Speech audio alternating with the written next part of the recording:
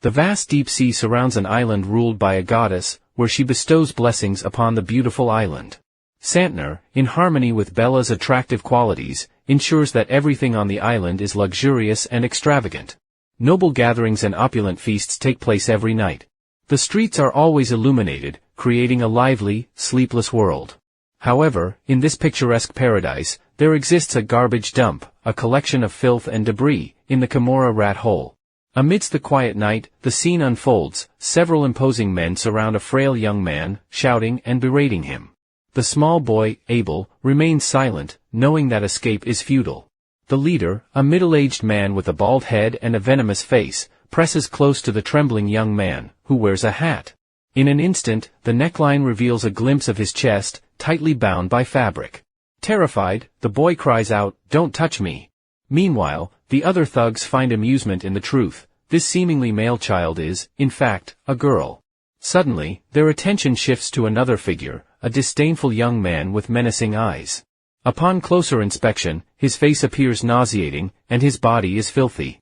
The girl's golden eyes widen in humiliation as she clutches a shard of broken glass, warning the thugs to keep their distance. Unfortunately, the glass accidentally cuts one of them, prompting cries of pain in the chaotic darkness.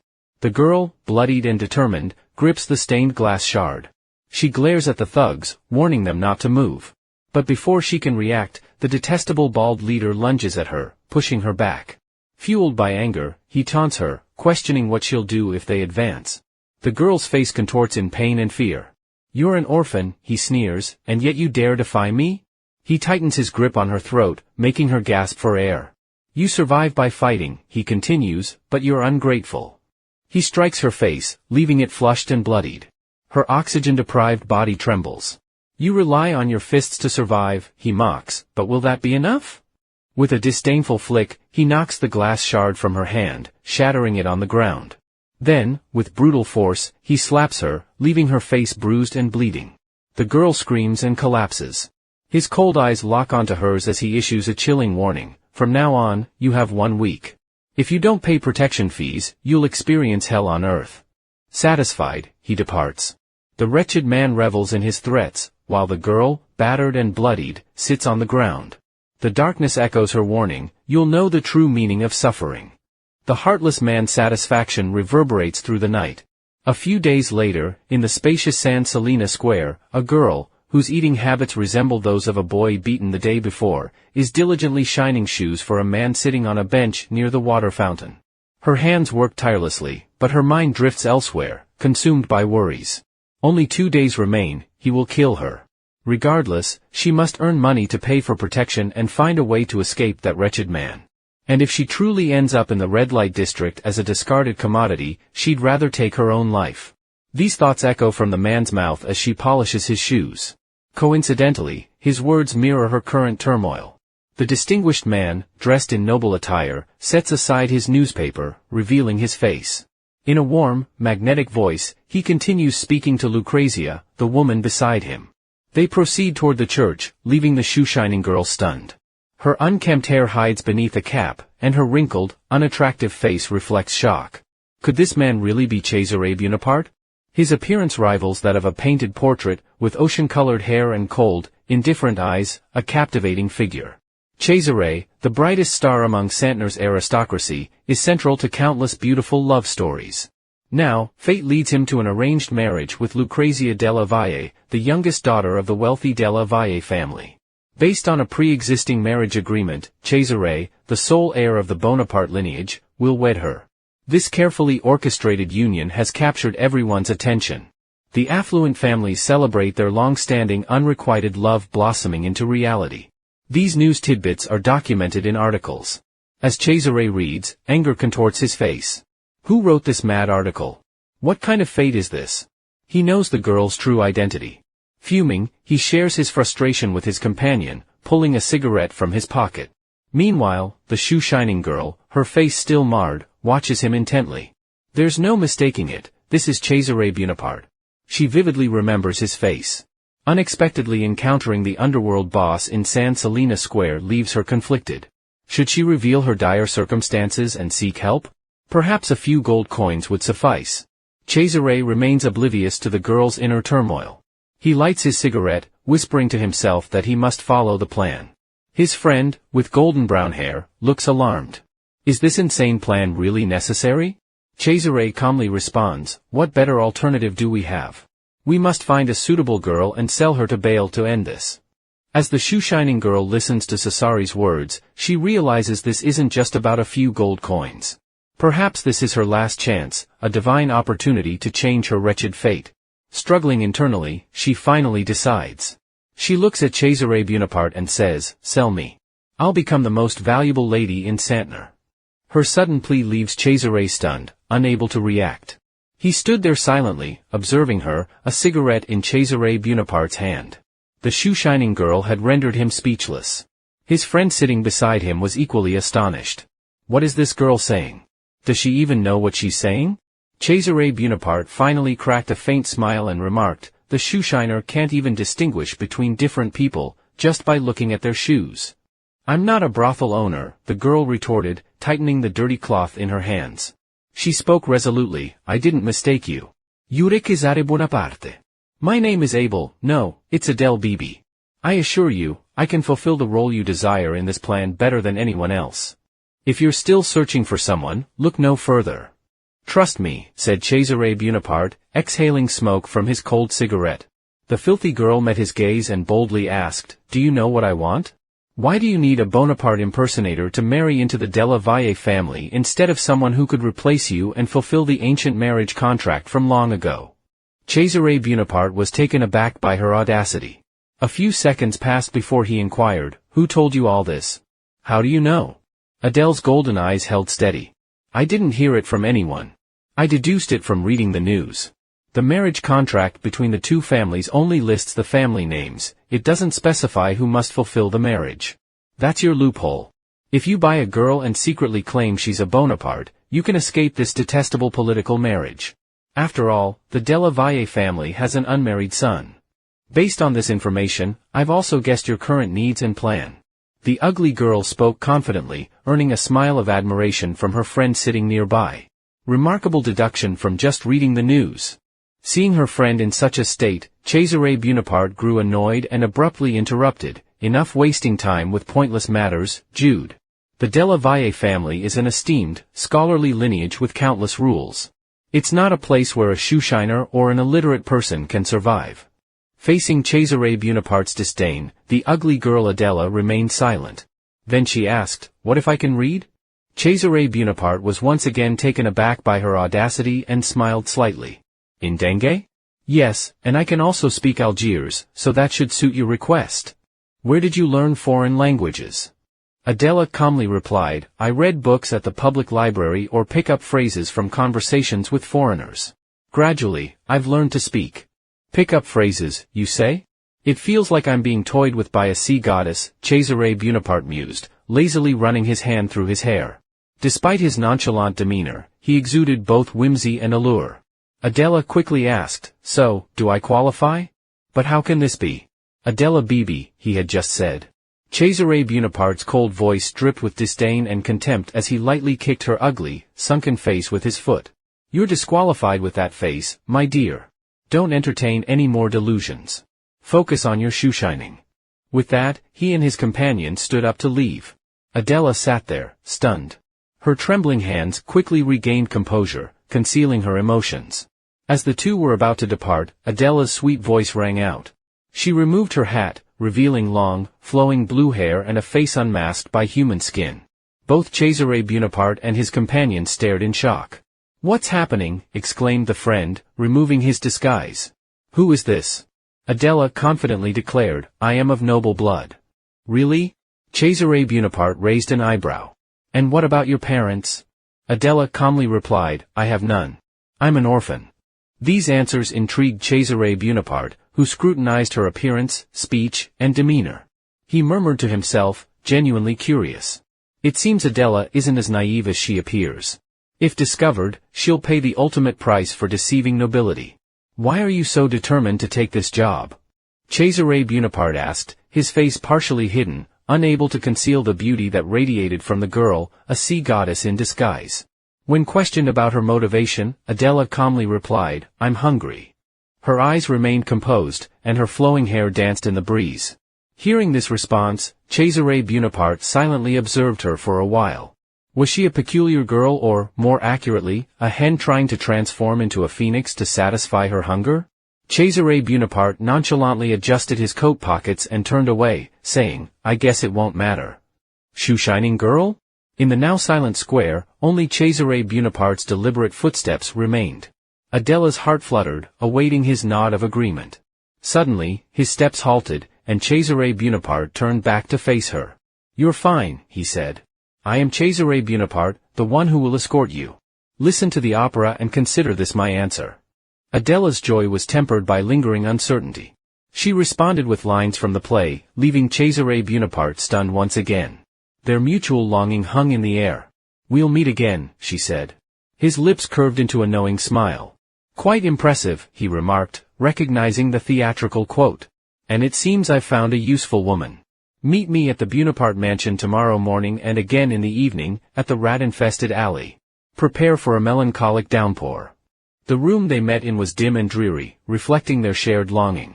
Adela, her ugly disguise removed, sat huddled in a corner, lost in private thoughts.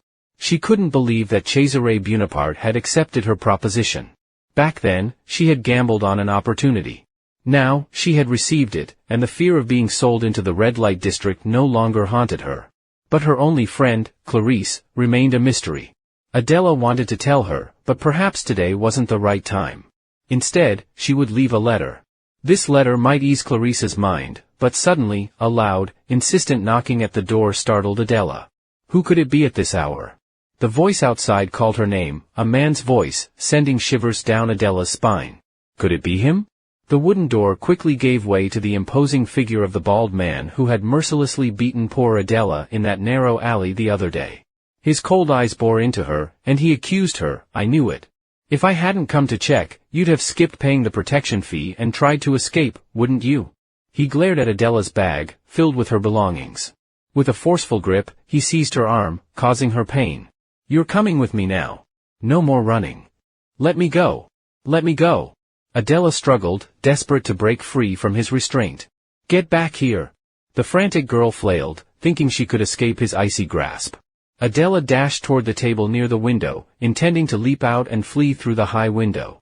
The bald man panicked. "Come back," he shouted, lunging to catch her. "Where do you think you're going?" His face revealed shock and fear as he realized the window led to emptiness. It was the second floor, and jumping down would be dangerous. He didn't want his prey harmed or killed, that would diminish her value. Desperate to capture her, he closed in. But in that perilous moment, Adela remembered Chesare Bonaparte's morning words, just one final question. Clearly, she knew that discovery meant death.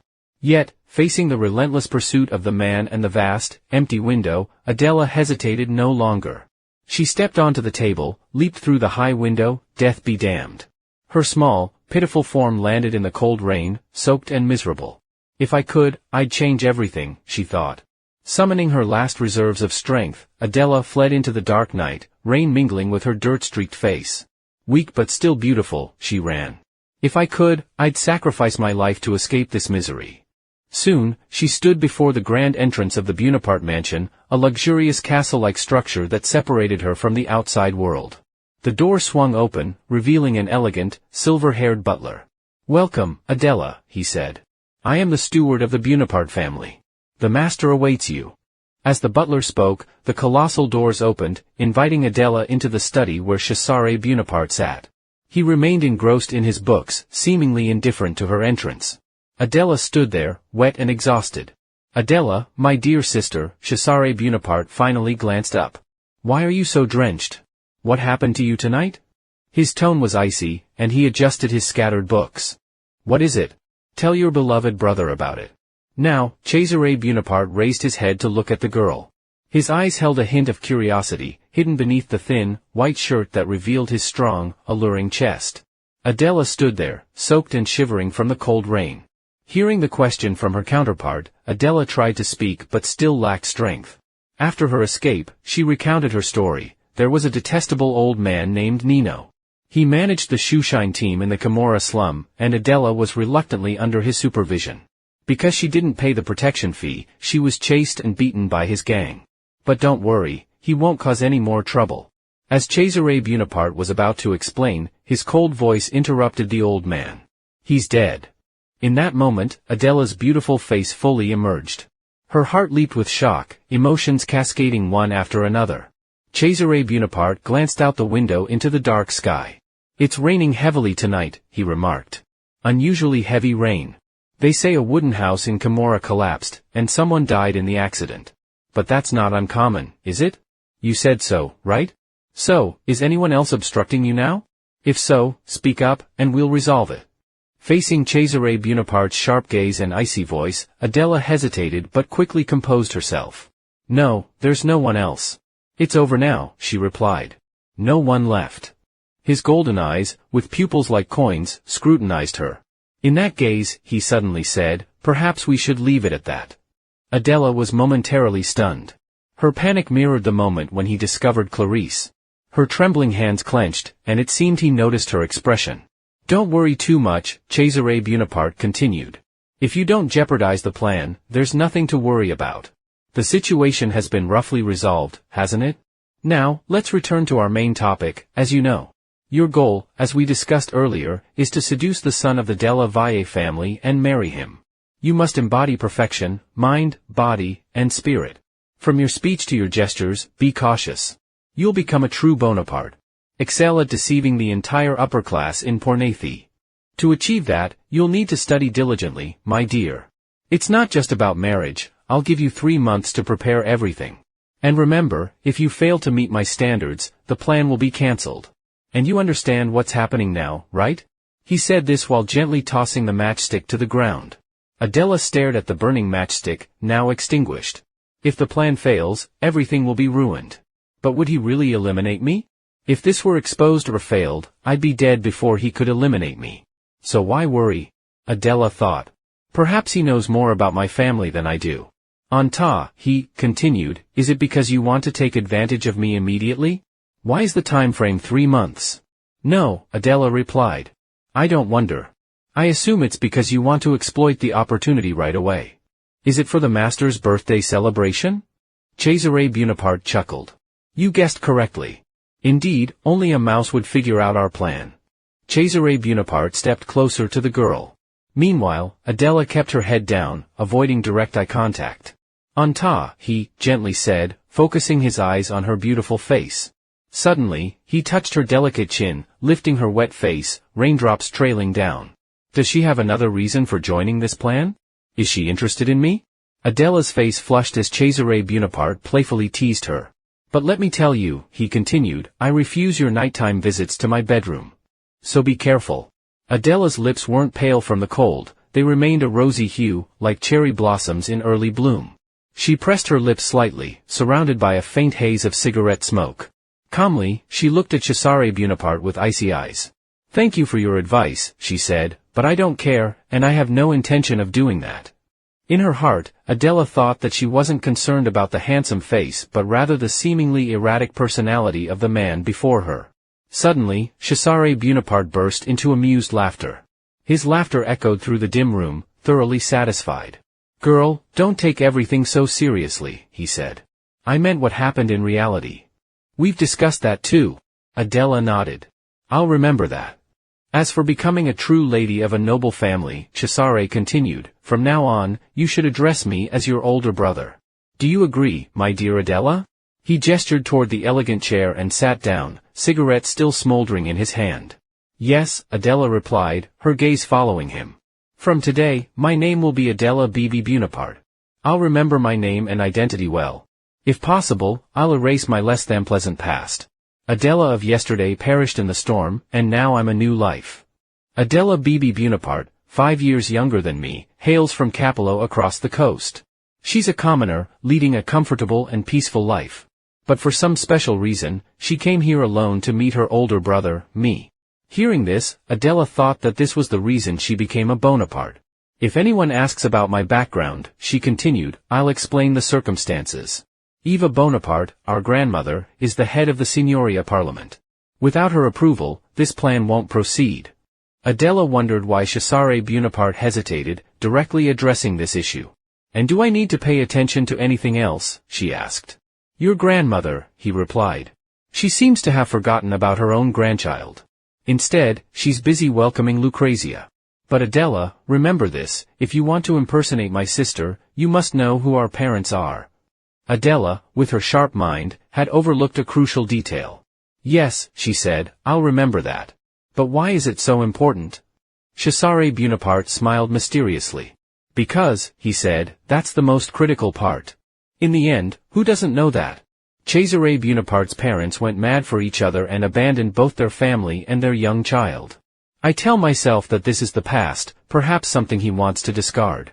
Rumors say he changed on his 7th birthday, but I've only heard vague details. I can't bring myself to ask about them." Adela stood with her head bowed, contemplating her thoughts. Hearing these words from Chesare Bonaparte, she smiled faintly once more, cigarette smoke trailing from the large cigar in his hand. "It's easier now, my parents went mad again and consider me born anew. So, today, let's rest before your frail body falls ill from the rain." Chesare Bonaparte approached the door, instructing Adela to follow the maid waiting outside. "Rest well," he said. Adela Bibi Bonaparte. Chesare Bonaparte opened the door, allowing light to flood the dim room. He hoped to see a refined lady next time, curious about how she might change. "My dear sister," he addressed Adela, "I trust you'll adjust well. I am honored to serve you, Miss Adela. I am Ipani, the one responsible for being your lady-in-waiting and guiding you during the upcoming period. A maid, following Chesare Bonaparte's orders, will accompany Adela. The maid leads Adela to a spacious and quite luxurious room, which will be her residence from now on. Adela is slightly surprised by the room she'll be staying in. Although the Bonaparte family isn't excessively opulent, everything here is well appointed and complete. The maid assures Adela that she won't feel uncomfortable living here. The room is filled with various meticulously cleaned objects, each shining brightly. It's relatively simple for a young lady, so Adela should make herself at home. The maid encourages Adela to speak freely and not worry about being reserved. Adela nods, feeling a mix of embarrassment and agreement. At this moment, the female servant turned to look at Adela's soaked body and said that starting from tomorrow, she would be taught about the rituals and etiquette of a young lady. So, if she catches a cold, it will be a big deal. Please follow me this way. The female servant extended her hand to guide Adela to a luxurious bathroom with a marble bathtub, filled with sparkling clear water. "Miss, I will help you wash your face and bathe," she said.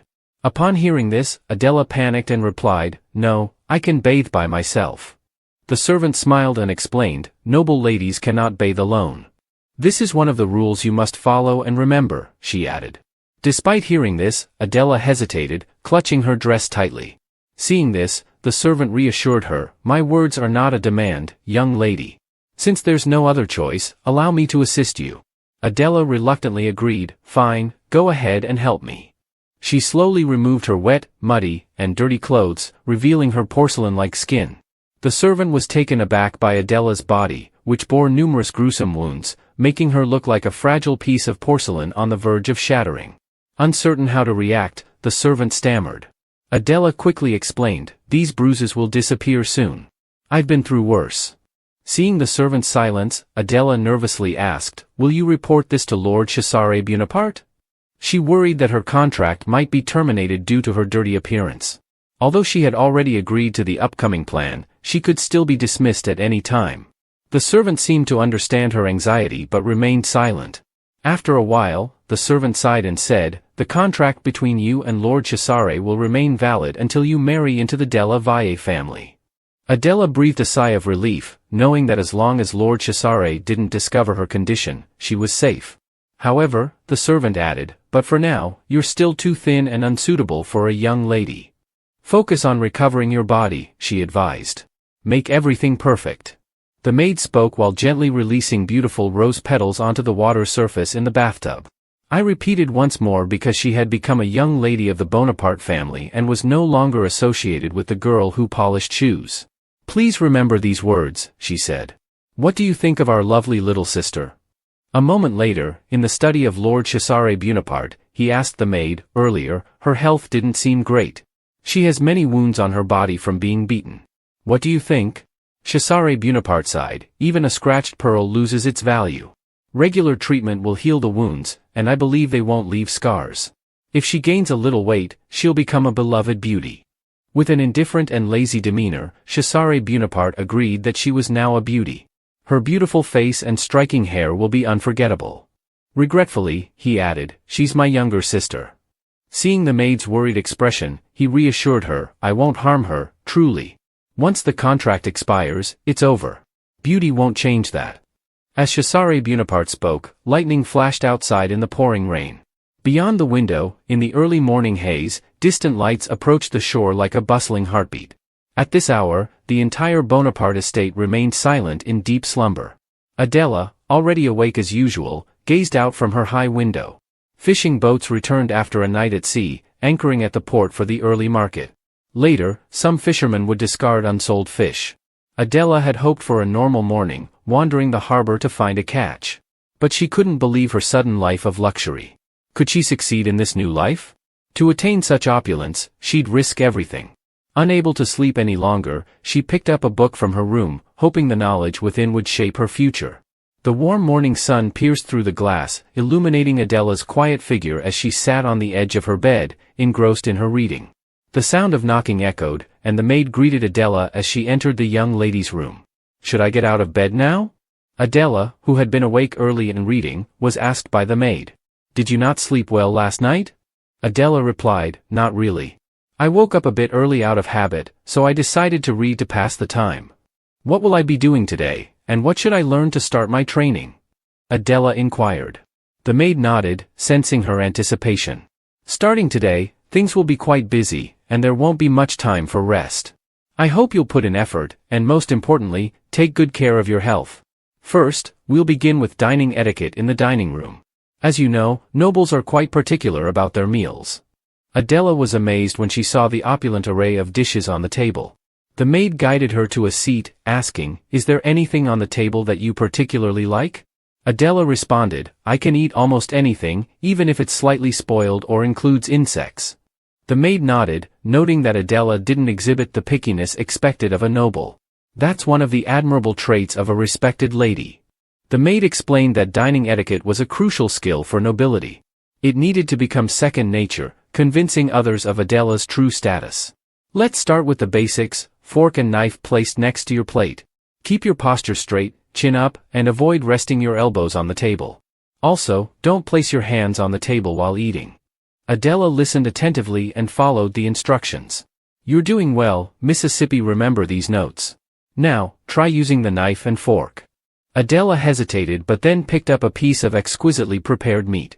As she tasted the high-quality dish, it melted in her mouth, eliciting approval from even the most discerning palate. Adela's reaction was as expected, astonishment and delight, as she savored the carpaccio with arugula and fragrant celery. The luxurious pasta with tuna and abalone, along with the potato and tomato sauce, was equally delightful. Adela cleaned her plate with satisfaction and a hint of happiness. However, suddenly, she worried that she had focused too much on eating and forgotten the noble protocols. Was she becoming a glutton? Recognizing Adela's concern, the maid quickly reassured her that it was an honor to see her enjoy the meal. She advised Adela to eat at least 4 meals a day for good health. Even as a woman, Adela felt secretly pleased. These were the things she liked, delicious food after essential rituals at the dining table. The maid then guided Adela to explore the mansion surroundings, helping her become familiar with life here over the next 3 months. They visited various rooms. The study room, where Adela would learn new knowledge if necessary and receive instruction on specific rituals. The meeting room, where Lord Chesare met with his aides to discuss important family matters. The exhibition room, displaying art pieces, sculptures, and precious artifacts collected over generations. The billiard room and the dining room. The maid emphasized the importance of knocking before entering Lord Chesare's room and explained the mansion's rules. The warm sunlight of the evening sun bathed the garden. After a day of exploration and learning, Adela turned to the maid and asked, "Is there anything else I should pay attention to?" The maid nodded, considering it best to discuss this now. "In total, there are 6 of us who know about your plans and those of the master. It's a secret plan, but certainly, someone needs to be aware. Regardless, in a few days, there will be 7 of us, and that person will teach you the rituals of being a noble lady. That person is none other than Madame Flavia. She may seem strict and aloof, but she excels in all the necessary skills. Please listen to her and follow her guidance. Adela acknowledged, understood. I'll do that. How should I greet Madame when I meet her for the first time? The maid replied, you should remember to greet her as a Fernati lady. Maintain your posture, stand straight, gently bend your knees, and then simply bow your head. After observing the correct form, Adela followed suit. At that moment, she truly resembled an aristocratic young lady, exuding noble bloodline and exquisite beauty. The maid was utterly impressed by Adela's precise execution. She learns very quickly and performs accurately, quite swiftly. As night falls, the mansion is enveloped in the glow of candlelight, creating a beautiful and dazzling scene. Adela's excellent performance today might attract the sea spirits to watch over her tonight. The maid stands by Adela's bed, wishing her a good night's sleep. Not only the sea spirits but also Ipani, sleep well, Adela responds. The maid then departs, returning to her spacious room. Now, only Adela lies on her warm bed, unable to drift into sleep. She gazes at the ceiling, lost in thought. Everything is quiet, unlike the noisy, unpleasant sounds she used to hear daily in the slums. The absence of those sounds here is remarkable. The yelling, arguing, and cursing of the slum dwellers were haunting. Adela never imagined that such tranquility could exist after all the dirt, pain, and suffering she endured. A tear rolls down her beautiful cheek. Despite everything, perhaps things will be all right. Having good food and peaceful sleep is already an improvement over her past experiences. The surroundings blur, and ocean waves crash rhythmically, accompanied by a distant voice calling Adela. The waves grow fiercer, and the calling intensifies. Adela feels compelled to run. Suddenly, a colossal wave looms before her, and she wakes up with a start, realizing it was all a perplexing dream. But at this very moment, the ebony maid hurriedly opened the door and called out to the young lady. The maid's face showed extreme anxiety and concern. Now we have a serious problem. She must get up right away. Madame Flavia suddenly visited the mansion unexpectedly, so Adela needs to prepare quickly. Still half asleep after a strange dream, Adela asked what was going on while holding a set of clothes in her hands. Before she could answer, the bedroom door swung wide open, startling both the ebony maid and Adela. A woman with an aristocratic hat and a sharp, cold expression stood there, glancing around. Looking at the two people in the room, it's clear that she won't be easy to deal with. She belongs to the Bonaparte family, known for their long-standing tradition of service. Among them is a woman with a notorious reputation in high society. Firstly, she possesses a tall, elegant beauty that few can match during strict formal ceremonies. Secondly, her heavily made-up face exudes an air of sophistication that makes her difficult to approach. As she entered the room, she forcefully struck her cane against the floor, creating a loud echo that startled everyone. Her voice was sharp and disdainful as she looked directly at Adela, scolding her harshly. "What are you wearing?" Adela was taken aback by the sudden turn of events after just waking up. The woman is famous for her eccentric personality and strict teaching methods. Adela quickly apologized. "I'm sorry, I was preparing in a hurry." But before she could finish speaking, the woman interrupted loudly. "Who allowed you to speak? Should I also teach you this?" Her scolding was intense, leaving Adela slightly trembling but bowing her head in remorse. However, in her heart, Adela wondered silently about the woman's intentions. Should she ask or not? Suddenly, from the distant doorway, Chesare Bonaparte's voice echoed. "If you knew etiquette, I wouldn't have to be here." He continued, "Why do you think I invited you here? And I didn't expect you to arrive so early."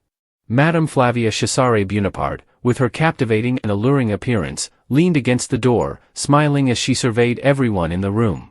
Madame Flavia quickly stepped forward, positioning herself beside him, and addressed Chesare. "Please let me handle this, it's my way of teaching." Cesare Bonaparte approached, warmly embracing the noblewoman to welcome her to the estate. Madame Flavia, flustered, glanced at everyone and warned, "Be careful, young man. Cesare's gaze can be quite intense." She added, "You slept well last night, didn't you, madam? Well, that's good. I hope you'll have lunch with me," I said. "I'm not sure if you have time or not." Savernappas smiled handsomely and sensually. The old lady seemed a bit surprised and worried but replied, "Of course, I'm always willing to accept invitations from Cesare Bonaparte." He smiled again, his deep eyes like stars in the night sky. Madame Flavia appeared flustered and anxious. Whenever she saw Chesare Buonaparte's demeanor, Madame Flavia felt a headache. Chesare Buonaparte chuckled, I know I'm handsome, and you know it too. Isn't that why all the ladies adore me? He then shifted his gaze to his newly acquired younger sister. Adela, with her beautiful green hair, also glanced at him. Chesare asked, aren't you getting ready? Madame Flavia interrupted, don't speak carelessly. What if she misunderstands? Adela is still in her thin nightgown. Adela secretly wished Madame Flavia knew her story. Chesare Buonaparte teased, seems like she's not thinking much. My wounded pride took a hit. Madame Flavia turned to Adela and scolded, how dare you act that way with your lowly status? Her face oozed disdain and malice.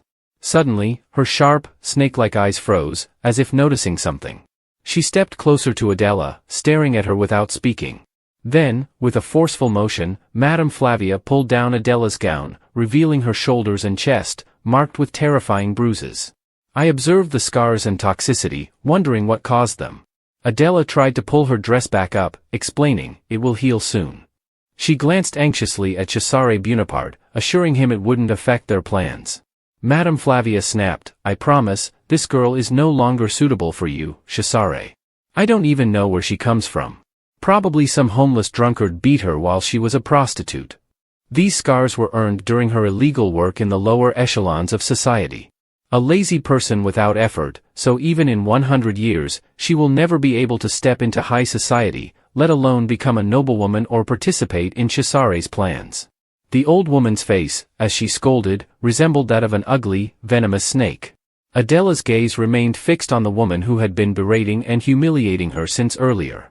She listened to every word, realizing that this woman was using her social status to climb higher in society.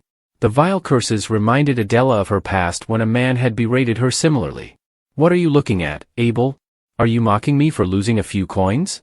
The disdain from the noble class as you polish their shoes, those condescending remarks, are like a stain on society. Haven't you learned to clean shoes properly? And have you forgotten to collect last week's allowance?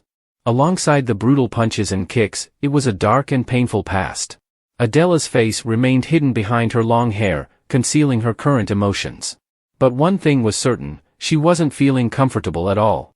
Her trembling hands clenched her dress tighter as she gently explained, I apologize for any shortcomings. I'm doing my best. Madame's displeasure intensified, and she raised her voice, what are you trying so hard for? What are you even attempting? The disdainful expression on Madame's face deepened. Do you think you can hide your sordid past just by trying harder? You're proud of living such a filthy life, aren't you, young lady? Faced with this nauseating humiliation, Adela didn't argue back but calmly explained, I grew up an orphan, lacking proper education. I don't know if such a thing is possible. However, my brother must have believed it was possible, which is why he brought me here to be his sister. Madame was taken aback by Adela's response. So, if you think our upcoming plans or hypotheses have issues, wouldn't it be better to discuss them with my brother? Instead of sitting here and spouting meaningless words to me? Chesare Buonaparte still stood by the door, attentively listening to the conversation between the two women. Adela continued, facing the contemptuous insults from Madame, I may not resist fiercely, but I express my sharp perspective. If you believe I'm hindering our plans and causing significant problems, why not address it with my brother? Rather than sitting here, sharing pointless words with me. Chesare Buonaparte was now questioned in return, and Madame's face wrinkled in surprise. Adela persisted, if I've been impolite due to my lack of education, I apologize. I seek your forgiveness and hope you'll guide me through the upcoming period, despite the provoking thoughts and words. Madame's voice faltered, and she turned her head toward the door where Chesare Buonaparte stood. Witnessing the entire conversation, he couldn't help but chuckle softly. Perhaps things had spiraled out of control, leaving Madame both embarrassed and angry. Her flushed face could be attributed to either embarrassment or uncontrollable rage. Afterward, the old woman hastily adjusted her hat and turned to leave. Despite her evident anger, her words trembled slightly. She hid her face behind the wide-brimmed hat and said, I suddenly remembered I have an appointment. I'll leave now. Under Chesare Buonaparte's enigmatic gaze, she hurriedly departed to escape this uncomfortable place. Once she was gone, Chesare Buonaparte turned back to Adela, smiling approvingly. Impressive, my dear girl, isn't it? Adela replied softly, thanking him, but her mind still worried that he might have noticed her bruise. Was there something wrong? However, Adela's handling of the situation with Madame Flavia seemed rigid, merely a sign of tension. Chesare leaned against the wall, observing her, and commented, "You've had a challenging time." If she followed orders well, Madame Flavia would empathize more. Despite Madame's unpleasant demeanor, Adela found it puzzling but slightly surprising. She looked at him and continued, "Are you suggesting I should appear more pitiable and remorseful to make her feel better?" Cesare Bonaparte chuckled, "My precious little sister, you're already pitiable enough. You'll live your whole life like this." He assured her that the difference wasn't significant, just a little odd. As he stepped closer, his elegant shoes approached Adela. "What if this were a play?" he mused. "Surely you know how to make a sensible choice, right? You're intelligent, not foolish." Adela hesitated, her gaze meeting his mocking eyes. She noticed her reflection in his golden irises, feeling uncomfortable yet unable to resist. "I'll do my best to meet expectations," she murmured. But deep down, she wondered if she'd become someone else's pawn. Cesare Bonaparte closed one eye, the other still observing her from above. His final words sounded mundane, even to Adela. As he walked away, the detestable man lingered, leaving everyone, including Adela, bored. The next day, in the mansion's hallway, Adela followed the servant, Ipani, and asked hesitantly, "Is Madame Flavia truly returning to teach me?" Ipani reached the door, about to open it. Upon hearing that, he immediately responded, "Don't worry too much, everything will be fine." From the open door to a dazzling building with precious statues, at the end of the main room stood a graceful figure in an elegant gown, Madame's exquisite attire. Ipani the maid focused intently on her and whispered to Adela that whatever had been decided must be done, there's no other way to avoid it. Madame, with a wooden cane in hand, frowned unhappily when they arrived, grunting aloud. Her voice and tone conveyed disdain, making it uncomfortable for others to hear. Her lips were pursed and her mouth full of scorn. Adela Bonaparte is not just a simple name that someone like her could have. Madame began to use her condescending tone to scold her once more. To become a lady with a green star on her chest, the owner Chesare had requested that she turn her into a refined, elegant lady. However, she is still far from that. So please don't be neglectful and first of all, kneel down. Madame coldly ordered. Looking at her, Adela hesitated and asked again what kneeling down meant. Seeing her hesitation, Madame pointed her small wooden cane straight at her face and interrogated loudly, "Can't you hear what I said? I said kneel down. Why are you standing there foolishly in the face of these unreasonable and somewhat malicious demands?" Adela pondered for a moment. Why was she treating her like this? Because she doesn't have noble blood? Or because she used to work as a lowly shoe polisher in the slums? With myriad thoughts swirling in her head, Adela obeyed her command, lifting her skirt and preparing to kneel down. Because if she wanted to hurt her, Madame had chosen the wrong way. Because her knees had already knelt too many times like a worn shoe polisher, so kneeling like this wasn't too hard to bear. Seeing the beautiful girl kneeling before her, facing that challenge, Madame quietly enjoyed it. Perhaps seeing the person she despised kneel before her was a satisfaction beyond words. Then Madame stepped forward beside her, looking down from above as if looking at a pile of trash, and gently placed her high-heeled shoes on the girl's thigh. "You listen carefully, you are nothing but an object," she said softly while pressing her high-heeled shoes forcefully into the girl's body, and as an object, what she had to do was stay there and keep quiet before being brought into the Della Valle family. If she tries to exceed her limits, she should know that we won't hesitate to feed her to the sharks, you lowly creature. Enduring the pain from the stomping of Madame's high-heeled shoes, Adela remained silent, knowing her place. Madame asked, "Do you understand?" Adela met her gaze silently, kneeling there, and nodded lightly. "Yes, Madame, I understand now." Perhaps her kneeling and obedience today somewhat relieved Madame's anger from yesterday, so she ordered her to stand up. "All right, you may stand up now. Let's begin her training session today. First, let's start with the posture for walking, imitating the most elegant lady." According to the distant voice of the lady, a maid has approached with a box in hand. These shoes will match her walking style, so she should wear them for practice. She'll wear these shoes from now on and is not allowed to take them off, even when I'm not here. Adela looks surprised as she sees the beautiful black shoes in the Adela box. Her eyes sparkle with excitement and joy upon receiving the gift. "These are my new shoes," she says. Adela gently strokes the shoes, perhaps never having owned anything so beautiful before.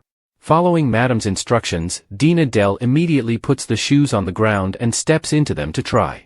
but at that moment, she startles, and all the excitement and joy vanish completely. Her feet are squeezed uncomfortably in the too tight shoes, causing her toes to turn red. Madam, noticing this, smiles wickedly and orders her to stand up. From now on, you must walk continuously from here to there along this corridor. You'll wear these shoes, and you're not allowed to stop unless I nod in agreement. Madam looks pleased, observing Adela's reddened feet in the tight-fitting shoes.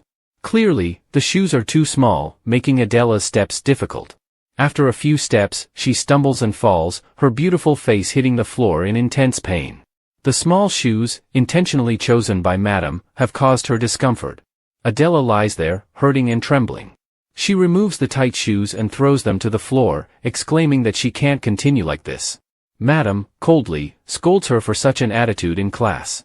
Adela doesn't even intend to learn properly. How can she be a worthy member of Bonaparte? Leave immediately, Madam commands, looking at her with disdain. Don't come near me. With a cruel smile and venomous eyes, she adds, this pitiful sight of yours. Despite Madam's intentions, Adela remains serious. She puts the tight, red shoes back on and begins walking step by step. Initially challenging due to the pain, she soon becomes resolute. Within minutes, she walks confidently in those shoes. And all of this left Madam astonished and helpless. She walked in such small heels, her feet reddened and throbbing. She endured this pain for an entire hour, sweating profusely, without a single complaint. At this moment, Adela turned to Madam and asked, should I try walking again? Despite her slightly fatigued face, with sweat dripping and flushed cheeks, Madam's eyes remained sharp and resolute. In those eyes, determination and keenness shone, but there was no hint of retreat. This unwavering stance irritated Madam, who furrowed her brow. Perhaps Adela believed she was being stubborn, that she couldn't bear it any longer. Whatever her decision, Madam turned to the maid, Ipani, and instructed her to leave for a moment. Ipani immediately protested, I apologize, Madam. The mistress instructed me not to leave Miss Adela's side. Madam insisted, step aside, I must speak privately with Lord Chesare. Don't worry, I won't punish her. She emphasized this with a stern tone. Ipani had no choice but to fall silent, contemplating for a moment. Eventually, she reluctantly nodded and said, I'll step out for a while. With that, she left the room, leaving only the two of them in the opulent space. Madam glared at Adela with disdain and addressed her directly, I'll be clear, leave this mansion immediately and stay away from Lord Chesare's plans. Adela, despite her sweaty exhaustion, retorted, this isn't what brought me here. I can't accept blame for something beyond my control. Her voice grew louder, fueled by discomfort. Madam continued, right now, I'm telling you, compared to the Bonaparte family and the Della Valle family, you're not a suitable match for marriage. They're undoubtedly more accomplished and refined than you, a mere lazy commoner. She advised Adela to step back from her current position. Now, the more Adela listens to Madam's words, the more her face darkens. Lord Anne can be sure that she'll be safe after escaping the plan. We'll compensate her adequately, allowing her to enjoy the rest of her life. Adela ponders for a moment, then looks up at Madam with sharp eyes. So, in the end, she says, you hope my brother will marry Miss Lucrecia della Valle, right? Madam startles, her eyes widening in a mix of shock and annoyance at being so accurately read. I thought you were here to follow my brother's wishes, Adela continues. However, it seems I was mistaken. Even my brother misunderstood your true intentions. With that, she turns and leaves, saying, I apologize, Madam. I'll speak to my brother about this truth and your purpose so he can handle it. Madam, now flustered and somewhat fearful at the mention of Chesare Bonaparte, exclaims loudly, this is what the mistress wants, I'm merely following her orders. She emphasizes that it's the mistress's intention. Adela, aware of the weight of Madam's position, knows the ancient contract between the Della Valle and Bonaparte families. If not for this arrangement, who else would the Duke Cesare Bonaparte marry? Back then, he was quite the sought-after bachelor, surrounded by many women. However, he remained non-committal, acting like a child. Adela reflects on how she's now caught in the battle of giants, a mere pawn or move in their game. Who exactly are you in this chessboard? Adela calmly responds to Madam's scolding, suggesting that it's better to leave and face her anger. She performs a polite greeting and thanks Madam, but firmly states that she won't comply with her demands. Adela is determined to discuss this matter with Cesare Bonaparte. Madam, irritated by Adela's demeanor, exclaims, are you acting this way just to get more money? Are you a greedy mouse? Adela's composed voice counters, not at all. The room flickers with tension between the two women, their different backgrounds and conflicting positions. Adela's lips, a pale pink like cherry blossoms, gently move as she explains, actually, I stayed because I remembered the delicious pastries and exquisite dishes prepared by the chefs here. Those meals brought me joy. She clarifies, I'm here for the food. Madam, puzzled, questions Adela's motives. She accuses her of seeking future wealth. Adela, however, reflects on her humble past, days of hunger, surviving on hard bread and oats. She acknowledges her lowly status and the struggle for daily sustenance. Adela's calm response surprises Madame, who had assumed differently. Adela admits, I am like a monster, living a wretched life. Apologizing, Adela reveals her past hardships, emphasizing that she's not dreaming of a future promise to others. She's lived an unstable, impoverished life, unable to sleep due to prolonged hunger. Now, with nothing left to say, she apologizes once more. After finishing, she gently reached out to grasp her dress, performing a polite greeting. Even if Madame were to order me, I wouldn't leave the Bonaparte family unless they specifically commanded my departure. Madame Flavia bid me farewell a moment later in the dimly lit hallway of the mansion, where each window emitted a flickering light. She walked with frustration, still unable to escape her anger. Madame's face twisted into an ugly expression. Adela, despite feeling a bit embarrassed, maintained her elegant demeanor and fresh allure, even while enduring painful shoes. With each passing moment, she resembled more and more a noblewoman from a distinguished family. It was all absurd, but why? Why did I imagine formulas and that insignificant girl clinging to each other when I looked at her beautiful face and flowing green hair? Why couldn't I deny that they seemed like a perfect match, even though she wasn't worthy? Madame, overwhelmed by strange thoughts and feelings, realized the danger posed by Adela. Her eyes sharpened, and she needed an alternative solution. Time swiftly passed during the week of Madame's classes. Adela's feet remained swollen and red from the tight shoes. The maid followed behind, concerned, asking if Adela's feet were okay. Adela calmly replied, yes, they're fine. Don't worry. The maid couldn't say anything more, but her worried expression lingered. In Madame Flavia's eyes, Adela's progress was astonishing. She absorbed information effortlessly, like a sponge soaking up the sea. Even though Madame's instructions were often vague, Adela excelled in every task. Despite the necessary training, it seemed no one considered her a lowly servant. Adela, looking like a princess in her carefully tended dress and silky hair, turned to the maid. I understand, she said, and the maid nodded, relieved. I also know that I did well, but suddenly, at this moment, her attention has been drawn to a large group in the distance. Over there, just above the bridge near the water, a few girls are chatting happily. Adela turns to her maid and asks, who are those young ladies? I believe this is the first time I've seen them in this mansion. The maid looks in the same direction as Adela and explains that they are a branch of the Orcanina representatives. But why are they here in this mansion? Adela wonders. She has been busy with training, so she probably doesn't know. A few days ago, the second prince of Orcanina ascended the throne, inheriting the golden scepter from his father. Naturally, that day's success was greatly aided by Lord Chesare. The second prince had to put in a lot of effort, as he was a prince without a firm foundation. But in the end, he achieved his goal. As a result, the Emperor of Orcanina sent many valuable gifts as a token of gratitude to Cesare Bonaparte. Now, the mansion has been bustling with guests coming to visit. Adela nods in agreement, acknowledging the influence of the neighboring emperor. She believes that Cesare's position will continue to grow stronger and expand. The maid confirms, yes, Mississippi. Over there, the young ladies are engaged in lively conversation. They quickly hush their excitement, whispering to each other that it's the Duke when they see Cesare Bonaparte's figure near the fountain by the lake. The ladies eagerly approach him, smiling and welcoming him to the mansion. The maids also join in, saying, "Good morning, beautiful ladies. Welcome to our home. We've been looking for you." Adela observes quietly, while Cesare greets everyone with a smile. Fate and destiny seem to favor those who believe in their own names and titles. The generous son of the Bonaparte family, with his charming appearance, wealth, and power, attracts many young women. Yet, he doesn't seem deserving of the blessings bestowed upon him. In fact, he appears indifferent to the precious wishes he receives, and beneath his dazzling exterior lies an uncertain soul.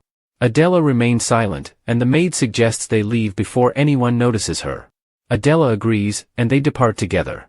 As their figures disappear behind the trees, far away in the palace, Duke Chesare Bonaparte suddenly gazes in the direction where Adela vanished. At this moment, there was no one there.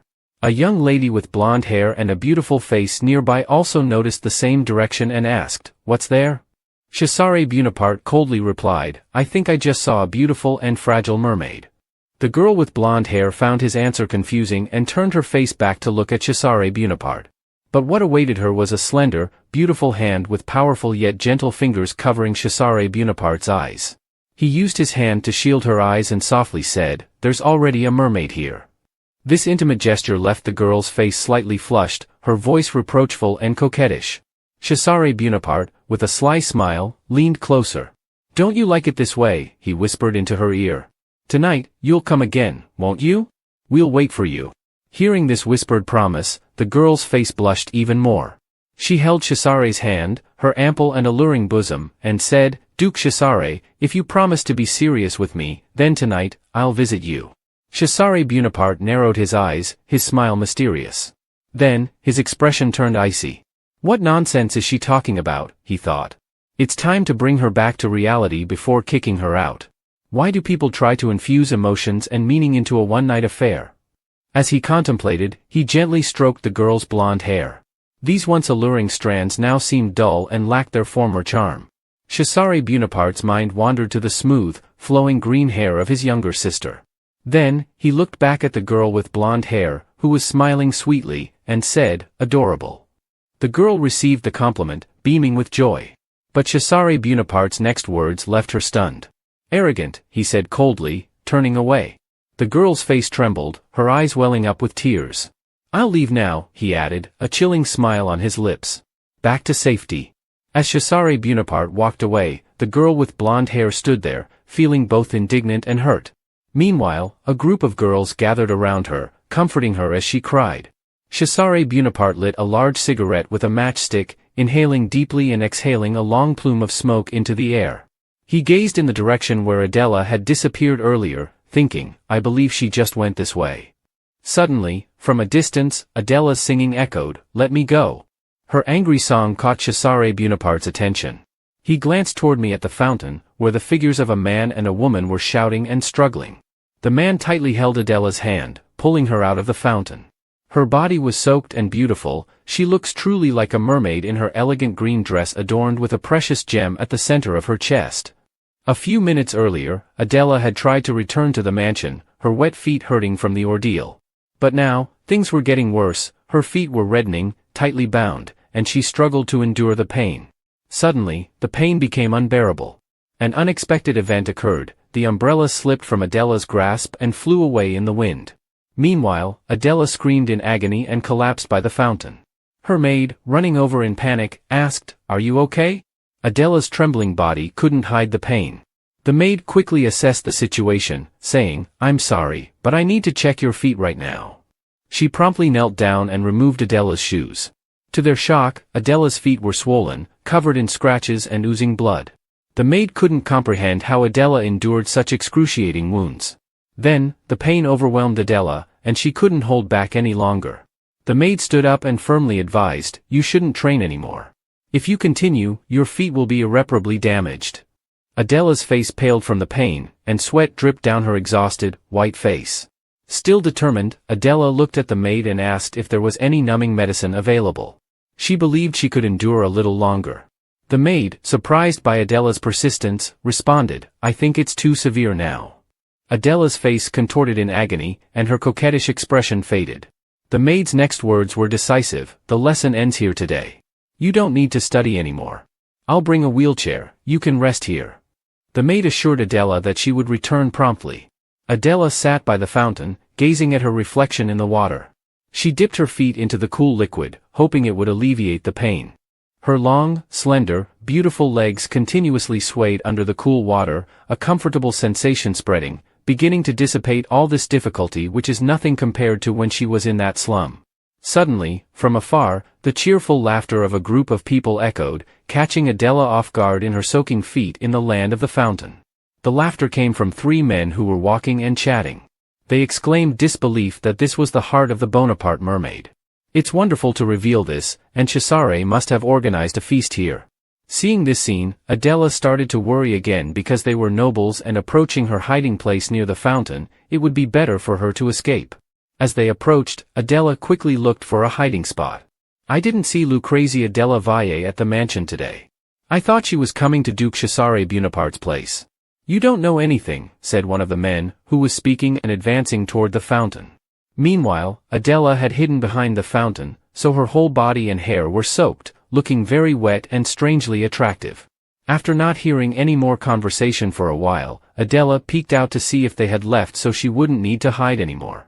Suddenly, a man appeared right next to her, startling her. He looked at the girl hiding behind the fountain and smiled with interest. Who do we have here? He said. Immediately, he grabbed her weak, tiny arm and pulled her out of hiding, exclaiming loudly, "Look who's hiding behind the fountain." But because the wound on her leg was too severe, when she was pulled away, she screamed in pain and lost her balance, falling with a splash into the water. The man also stood there, stunned, looking at the girl slipping out of his grasp and falling into the water. His companion quickly said, "Henry, you're crossing the line there." The sinister-faced man named Henry immediately retorted, "I didn't push her, she fell on her own." Adela hurriedly emerged from the water and breathed heavily, her hair and body soaked. Now, her light blue dress blended with the water, accentuating strands of sparkling sea-colored hair, along with her beautiful face and the sapphire gem on her chest, making her look like a mermaid with exquisite beauty. The men were all amazed, speechless at her current appearance. Even they gasped, and suddenly, a smirk of lust and amusement appeared on Henry's lips. "Well, it seems I've caught a mermaid instead of a girl, haven't I?" He leaned down to admire her and asked who she was, noticing she didn't look like a noble because she wasn't wearing shoes, yet her dress didn't resemble that of a servant. She wasn't going to speak, was she? She would be punished if she didn't open her mouth. Facing the sorrowful gaze of the man, Adela remained silent without responding.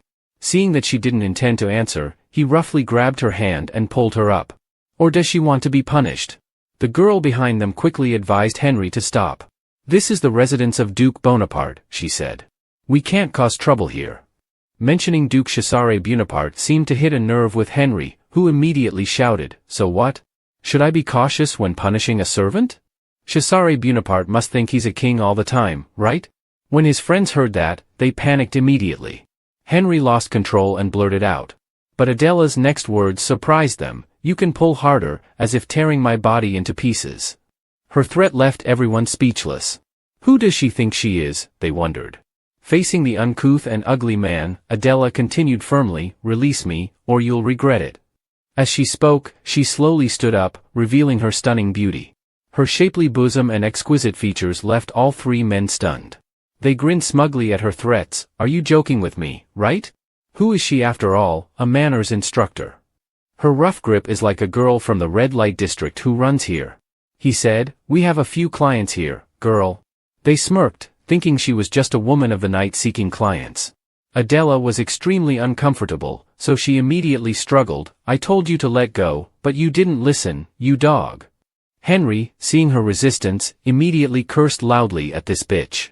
"Cheesy won't treat you like a human. I don't know why you came here, but you just need to sleep with me when I'm talking politely." As he shouted loudly, suddenly footsteps echoed from far away, signaling an approaching mysterious figure. His two friends also heard the footsteps and discreetly turned their heads to see who had arrived unexpectedly. It was none other than Cesare Buonaparte himself, whom they had been criticizing earlier. The three of them stood frozen, turning back to look at the man. Cesare Buonaparte stood cold and silent from a distance. A moment later, he turned to look at them with a cold smile. He said, "What's this? Not the scoundrel Chesare, is it? Did I not say it correctly, Henry Petch?" Henry heard the Duke mention his name and his face froze with dread. He silently thought that things were not going well. At this moment, Cesare Buonaparte slowly approached the three of them and said, "I believe your father would be pleased to hear this," he said, addressing Henry. "You're just a dog, after all." Cesare continued, "I thought your father only came to borrow money from the Buonaparte estate. And your mother cooperated, too." His words carried a chilling threat. Henry frowned and asked, "What do you mean?" Henry seethed with anger but was held back by his friends. "Stay calm, Henry, stay calm," one of Henry's two friends said, looking toward Cesare Buonaparte.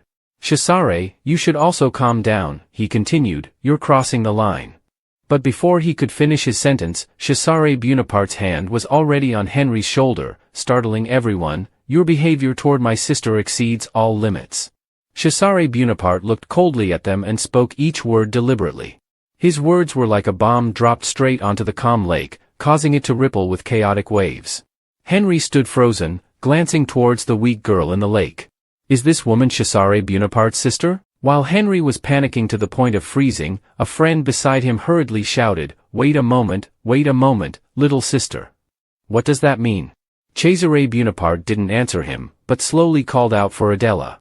Then, he immediately stepped down to the lake with its clear blue water, wearing a wide cloak that covered Adela's drenched and beautiful body.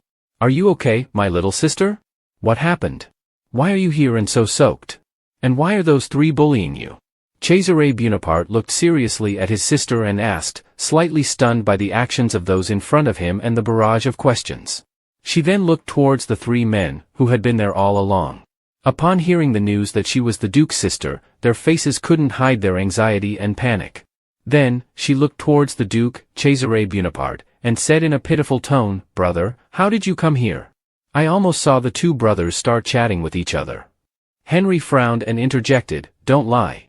The whole country knows you don't have a sister, so why bring one out now? Facing this wretched Henry, Chesare Buonaparte looked back at him with his chilling and terrifying eyes. She's not here, but how did she get involved in this? Our parents are still fine, but I'll have to explain this to you later. Who do you think you are? When Chesare Buonaparte mentioned Henry's parents, he quickly responded, your parents are like that, so how could you have a sister like this? But it's not entirely our fault. Is any noblewoman like this? Despite her noble status, Adela still tried to justify her actions. Look at her feet, bare and bloody. Would any noblewoman be like this, Adela? Hearing this, Adela sighed tiredly and weakly spoke up. I'm sorry, brother. I'm trying to practice because I don't want to bring shame to the Buonaparte name. That's why I injured my feet badly, making it difficult to walk. I had a hard time walking, so I went to find medicine, not knowing this would happen at Buonaparte. She said while glancing at the three men with panicked faces behind the Duke. I never thought someone would act like this in the mansion. It's like slapping Duke Chesare Buonaparte in the face. Hearing this, he immediately smiled and then lifted her up in his arms, away from the cold, serene water, like a handsome prince carrying a beautiful mermaid. The scene of the two at this moment blended with the beautiful blue water like a painting. Stop pushing yourself so hard. What good does achieving fame do if you overdo it? But if you become a laughingstock in this society, Bonaparte's reputation will collapse. Adela nodded in agreement, reassuring his health. More importantly, suddenly the Duke Chesare Buonaparte gently placed a kiss on his younger sister's forehead and said, after all, we are still family, so there's no need to worry. It's all right. This kiss and these words left Adela stunned, her eyes filled with astonishment. The family here is something she had never encountered in her entire life, even if it was just a jest. But how should she react to such warm treatment from this young lady? With these thoughts in her mind, Adela lightly raised her slender fingers and placed her hand on her brother's cheek, returning the gentle kiss to Chesare Buonaparte. Thank you, dear brother. Next time, I won't be so careless, she whispered. The two were embracing intimately, looking beautiful, resembling both siblings and a couple. Chesare Buonaparte smiled gently, she had nothing in her hands. Don't worry too much, those three men who witnessed this scene were even more startled. Is he really her brother? No wonder they look quite alike. Looking at the hair and the eyes, Chesare Buonaparte turned towards the three wretches and gave a cold smile. So just now, were these guys trying to fool around with my sister? Seeing their faces and demeanor, those three dukes were all shocked as if they had fallen into an ice cave, knowing they had messed up big time.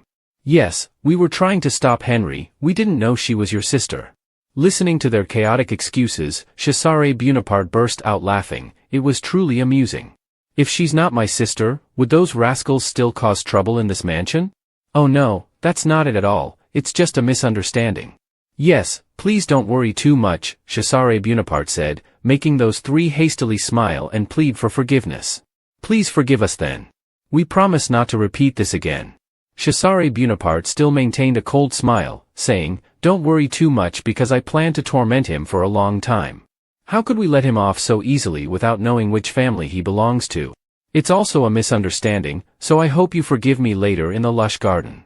Chesare Bonaparte held Adela in his arms with a soaked cloak as they left the three men behind and no one else around, making the atmosphere between the two awkward and embarrassed as Adela didn't know what to say.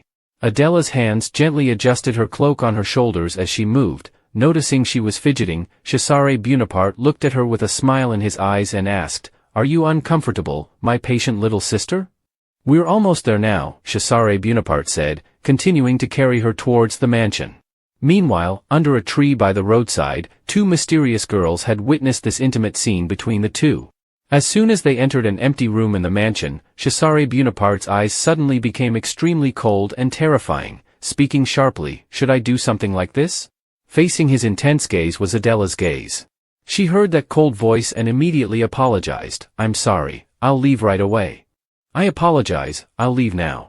As she spoke, she tried to stand up on her own 2 feet, escaping the unusual grip of the man who could erupt at any moment, but her legs, flushed with blood, barely touched the ground when a sharp pain hit her, causing her to scream in agony because it was too painful to walk, so Adela fell again, slamming her face onto the floor under Chesare Bonaparte's cold, emotionless gaze. Seeing her fall, he sneered and remarked, "Seems like you've done quite a number on yourself, haven't you? Where is Maid Epani?" The Duke asked. Despite Adela being in great pain, she replied, "I can't walk anymore, so she went to get a wheeled chair for me to sit on. This is not the outcome we wanted. I don't want to invest in someone who's crippled, even unable to stand properly. And yet look, what have you done to your body?" Hearing this, Adela hurriedly apologized. "I'm sorry, it's my fault. I never expected to meet you in such a sudden situation." Adela's face frowned, her pupils shrinking as she screamed in pain from a sudden leg pain, forcing her to look down. There, the Duke's shoes stepped on her wounds, making her even more painful. His eyes were completely cold and frightening, like looking at a dead thing, and he said to Adela, "Do you worship yourself, not beaten by countless people you worship? Is it the challenge you choose on the streets, so you just need them to be the right men?" He said, looking at the miserable girl lying on the ground with her bleeding feet. Not knowing what angered him, he used even more force to step on her injured legs, distorting them. If not, why would they want to do something they didn't even realize in Bonaparte's domain? Why does she always look weak and always bullied? Faced with the Duke's words full of implications, Adela trembled, her body trembling, asking, "Are you saying that's your intention, saying I'm seducing them?" In an empty room with streaks of sunlight shining in, it was cruel and sad. The weak girl lay on the floor but spoke coldly to Chesare Bonaparte, "Do you know that?" Adela looked up at him and firmly replied, "No, I don't know, Chesare." Bonaparte carefully looked at the wet girl lying on the floor for a long time without saying anything. His large figure covered her, like a beast stalking its prey. After a while, suddenly he laughed heartily, extremely comfortable. This reaction surprised Adela even more and she didn't understand anything. Her eyes with golden irises couldn't hide the astonishment and awe. Chesare Bonaparte laughed loudly and said, "Madame Flavia has acted extremely cunningly." His feet were still cold, stomping hard on Adela's injured feet, causing her to scream in pain. He bowed his head to look at her and said that she couldn't even do one thing right, whether to fight and defeat them or to flatter them for affection. Surely there are many ways to do it, right? How come you're so good at putting your own self-esteem aside and begging? But why should we invest in someone who can't do anything according to our will? Adela lay prostrate on the floor completely stunned by hearing this, her eyes filled with astonishment, pity, and despair, and it seemed she had also realized what she should do when facing this man, so she immediately weakly spoke up, "It's my fault, my whole body is at the mercy of the giant shadow that covers the weak girl. It's all my fault, it's my fault." The Duke Chesare Bonaparte silently watched her miserable and submissive posture for a long time. Then, he turned away and said, "I'm glad you've realized that. Don't ever be stubborn again. Remember your place." He was about to leave but then used his foot to kick at her oozing, blood-soaked wound, saying that she should tend to her wound before it rots away. At this moment, the maid hurriedly opened the door and entered, but before she could finish speaking, Chesare Bonaparte cut her off, saying, "We'll hear that later if you have anything better to say, for now it's best to keep quiet. Classes will be suspended for 3 days, so she should rest carefully to recover from that injury," Chesare Bonaparte said coldly before leaving. The door slammed shut into the chilly room, leaving only Adela lying on the floor with the maid amidst the smoke from the Duke's cigarette in his familiar office room filled with glittering lamps. Chesare Bonaparte was flipping through the files and reports on the table, and there was a picture of a person named Henry whom Chesare Bonaparte had met earlier. He was the second son who couldn't uphold the family's lineage and was a useless being unable to live independently. That's what happened in the Bonaparte garden today, huh? Bonaparte's face hinted at a smirk as he looked at the photo and what his subordinates had investigated about Henry. I didn't know what they said, and I don't need to know. First, I'll take a bath. After reviewing the files, Chesare Bonaparte stood up and left his chair to go take a bath. A gentle breeze blew in from outside, causing the thin curtains and cigarette smoke to flutter. Chesare Bonaparte thought to himself as he walked, the plan has failed, Adela has been exposed to the public, and now it's almost impossible to find another woman as a companion. Chesare Bonaparte's face was full of thought as he began to make plans for the future. With sharp eyes, he believed that from now on, whatever happens, Adela must be present as a true Bonaparte offspring. It will be very interesting with her green hair, sparkling like aquatic plants in vast waters, and her pale skin like the color of a nose. She looks like a mermaid with large, plump breasts. Now, even those scoundrels are probably excited to reminisce about what happened earlier because her appearance at that time was truly seductive.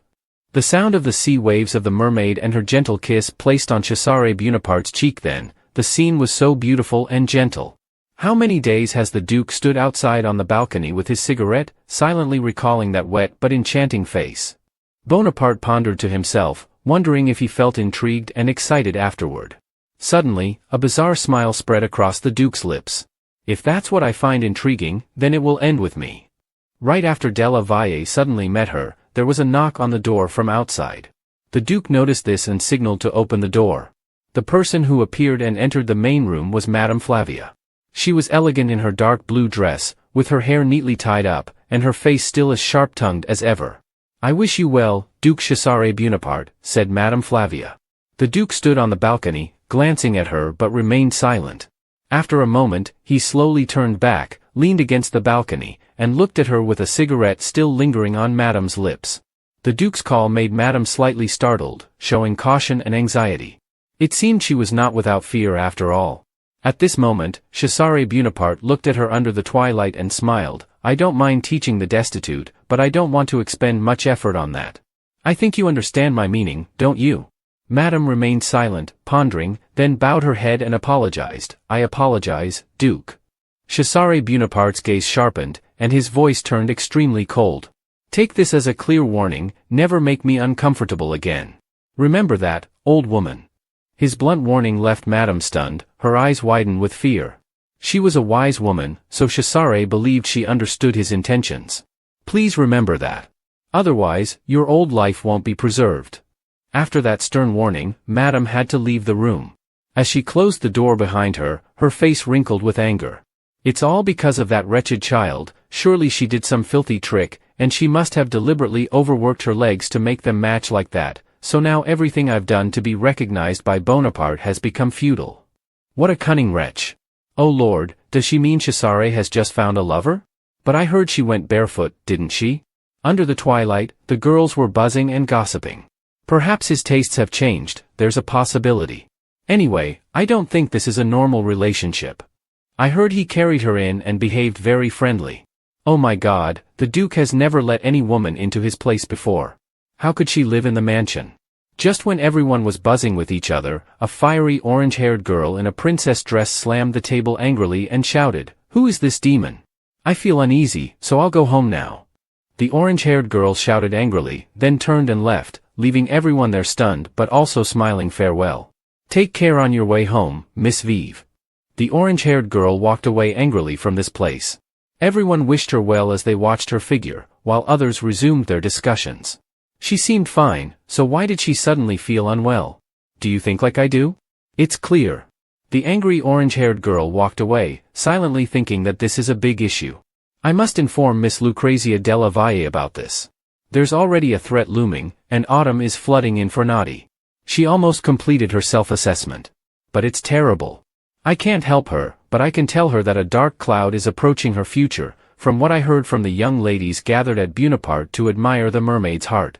It seems today the Duke has returned with an unknown woman in tow, and how many more times must he shatter her heart into pieces before he's satisfied? Improper women will try to seduce him. I hope to meet her as soon as possible to soothe her pain.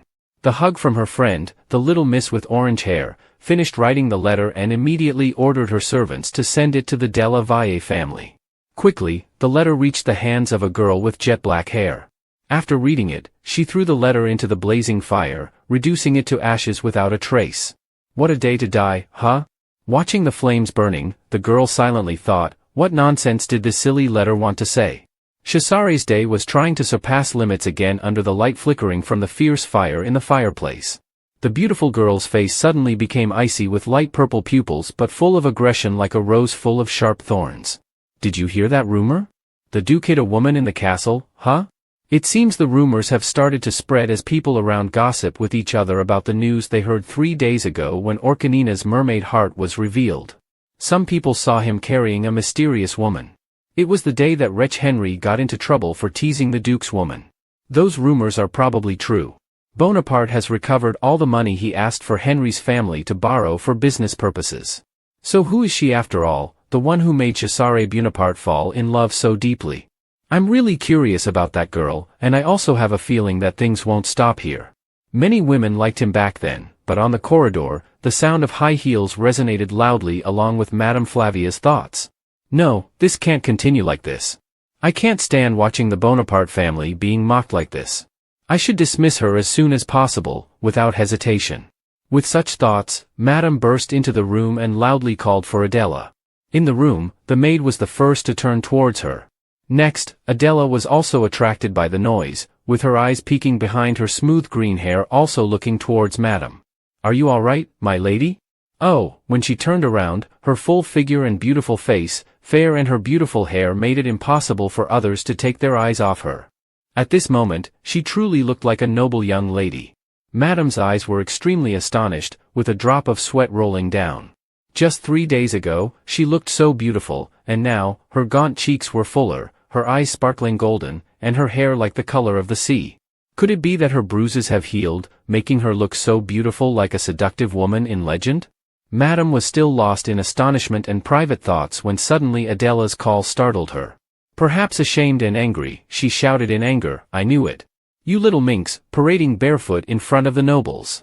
She should have stayed in her room instead of wandering around and letting such a thing happen. I told her to walk properly, why did she fall so clumsily like that? Facing the scolding, Adela remained calm, softly apologizing that she looked so disgusted. Please don't say insincere things like that. At this point, the maid interrupted, I apologize for interrupting, madam, but may I say this? I think it's best to hear what I'm about to say. After pausing for a moment, she nodded and said, thank you for giving me the chance. I'm not familiar with the protocols like you, madam, but I think her behavior has been quite correct and proper for a young lady, from her posture to her greetings, even when she holds the umbrella. All thanks to your meticulous guidance. What do you think? As the maid spoke, Madame glanced at her, once again startled. Her eyes filled with addiction, secretly thinking that she's really good, just managed to get the sympathy of Epony, the maid. However, the Duke is concentrating so intensely that I can't shout here, damn it. I have no other choice, Madame thought to herself, compromising, I'll follow Epony's advice and teach her new lessons. Although she appeared calm, her hands on the cane were still trembling slightly, showing she was trying to restrain her anger. However, the lessons are not over yet, and I will have to find a way to dismiss her now. So let's start the next lesson quickly. Another day passed, and the sunset light covered the entire mansion as Madame finished her teaching and returned to her resting place. Walking on the spacious corridor, she thought quietly to herself. And as usual, she was diligent to the point of annoying others, plus her excellent memory and fast learning ability. Unlike girls ready to oppose and vent their anger even when they make minor mistakes, she remained calm as if nothing had happened. If she neglects, I'll use it as a reason to dismiss her. But just as she was exhausted with that clever girl, a soft call from behind startled her. Madame Flavia. Immediately Madame turned around to see who it was. Miss Lucrecia della Valle, who appeared, greeted Madame Flavia graciously. It's been a long time since we last met, hasn't it? You look both gentle and elegant, as beautiful as a flower, praised Madame as expected. She deserves the reputation as the most beautiful woman in this society. Everyone admires her. Her face is extremely beautiful with dark hair tinged with purple and eyes with pale purple pupils, her attire meticulous and exquisite, adorned with beautiful flower clusters in her hair, making her resemble a fairy. Madame Flavia, seeing her, immediately asked, "Why are you here in the Bonaparte residence?" Miss Lucrezia della Valle replied, "I heard everyone was coming here, so I came along to join in the excitement. Everyone seems busy, it looks like there's going to be a grand feast for the Orcanina family," and Madame said nothing more, just nodded. "I guess Chesare and the Emperor have become very close recently, even helping the new monarch ascend the throne not long ago. I wonder if the Duke is all right. It's been a while since I last saw him," Miss Lucrezia della Valle said in a soft, coquettish tone, her eyes sparkling with innocence on her face, asking, "Is there anything wrong?" Madame Flavia, looking at her like this, thought to herself that it seems she has heard some rumors, probably because she has long admired Chesare, but since the Duchess's sister's secrets have been revealed, it's okay to say it to her in advance. Thinking so, she took off her hat and said, "I think you might have heard some rumors," but suddenly remembered something and swallowed each word back, deciding not to utter a sound. The atmosphere between the two suddenly became silent, with Madame lost in thought and the innocent, pure face of Miss Lucrezia quiet for a moment. Seeing Madame say nothing, Lucrezia asked awkwardly, "Did I ask something sensitive? Is there something difficult to say? I see you hesitating like that." Meanwhile, Madame Flavia was still preoccupied with her own thoughts. "Right, I don't necessarily have to be the one to dismiss her from here," she thought to herself, smiling and looking at the beautiful, innocent girl in front of her. Earlier, the Duke had warned her to do her duty properly and not interfere in his affairs anymore. So I wonder what he intends to do. If this is discovered again. But if Miss Lucrezia is the one to resolve this and is behind everything, then how will the Duke handle it? Madame thought as she looked at the innocent demeanor of the girl in front of her who appeared as a refined lady without any weaknesses. But if she is innocent, then she wouldn't have become the Duke's fiancée by now, as there are plans in her heart, and I'll speak up, Lucrezia, listen carefully to what I'm about to say. The girl rumored to be the biological daughter of Bonaparte and the sister of the Duke. This news made Miss Lucrezia stunned, her eyes widened in surprise. The girl blushed, embarrassed. "Ah, she must be the daughter of Lady Caterina and Lord Rowan. I misunderstood her. What should I do now? I feel so ashamed." But suddenly, Madame's words made her stunned again. "No, it's not a misunderstanding, Miss Lucrezia. Adela is indeed a member of the Bonaparte family and the sister of Chesare Bonaparte. Just look at their resemblance with their smooth green hair and golden pupils. But she may have wandered the streets in hunger. And after all, we never heard about her from Rowan and Katarzyna." Madame finished speaking and turned away, thinking that she was smart enough to understand what she implied, right? So all these matters must now be entrusted to her. Miss Lucrezia is still silent, pondering over the information she just heard. Suddenly, she looked up at the figure slowly moving away, and Lucrezia gave a sweet, harmless smile, thanking Madame for telling me and truly appreciating these news from Madame. Thanks to you, I have realized a lot. Her face faintly smiled, but deep within were thoughts no one could know. Is it okay to take a walk? After that incident at the breakfast table with sweet treats, Adela asked the maid like that, and the maid replied, taking a stroll is also part of the daily routine of the nobility. Even the Duke doesn't prohibit this because the guests intend to stroll in the lion's garden, so let's stroll in the water garden as a good idea to avoid meeting them. As the maid explained and poured hot tea for Adela, Adela looked at the maid who always stood by her side and thought quietly since that day. Epony started tracking all the itineraries of the guests. At this moment, the maid also turned her eyes towards Adela and continued, "The water here is a very beautiful place in this mansion. It's stunning, you'll surely be surprised when you get there." Her gentle voice and soft gaze made Adela feel very comfortable. Looking at the maid's expression, Adela thought again that she seemed friendlier than usual, but of course, she was only doing it out of pity for herself. She thought silently and involuntarily let out a somewhat bitter, mocking smile. Afterward, Adela calmly accepted the teacup, took a sip, and thanked the maid Epony with a contemplative face. Looking at the girl in front of her and following the maid's suggestion, Adela also decided to visit the water garden where she had never set foot before. A garden with many green trees, flowers, and countless meticulously sculpted fountains of various shapes. Adela strolled while constantly admiring the surroundings with the refreshing atmosphere. Ipani was right, this place was indeed beautiful and the atmosphere was very pleasant, making everyone feel relaxed. Today, Adela wore a gray and white floral dress that made her look even more beautiful under the sunlight, and each water spark in the water garden made her feel like a mermaid. "Who's there?" Suddenly, a girl's voice rang out, surprising Adela. Immediately, Adela turned to where the sound came from and saw a girl in an elegant dress with the maid walking behind her. The girl in the white dress with dark purple hair and an extremely beautiful hidden red face smiled at Adela and said, "Hello, my lady. Ipani informed me that you've just arrived." Immediately, she turned to Adela and whispered that her name was Lucrezia della Valle. Hearing this name, Adela was shocked, her eyes slightly panicked and worried, so she tightly grasped her dress. Adela never expected to meet Lucrezia so soon. She wondered if this was an accidental encounter, and it was likely to be a difficult meeting. Despite feeling a bit flustered inside, Adela quickly regained her composure on the surface and performed the greeting ceremony of a lady. With gentle hands holding her elegant dress, Adela seriously greeted her, "My lady, it seems that Lucrezia has been taken aback by the refined and dignified appearance of the girl in front of her, which completely contrasts with what Lucrezia had imagined about her." At this moment, Lucrezia smiled and asked, "I'm not sure if we've met in the reception room or at the social event. May I ask who you are?" Adela had regained her calm demeanor and slowly replied, "Because I haven't officially debuted yet, am I? I am Lucrezia from the Della Valle family. May I ask which family you are from, my lady?" Facing the question, Lucrezia, Adela silently thought she knew she would encounter this question soon. Her lips, full and pale pink, could be as delicate as cherry blossoms in early spring. "Hello, Miss Lucrezia. I'm Adela Bonaparte, the sister of the Duke who owns this mansion." Though she already knew in advance, Lucrezia still appeared surprised, her expression stunned beyond belief. "You're the sister of the Duke? Oh my, you said you're a Bonaparte, are you kidding me? But it's terribly rude of me." Adela immediately regretted her abruptness.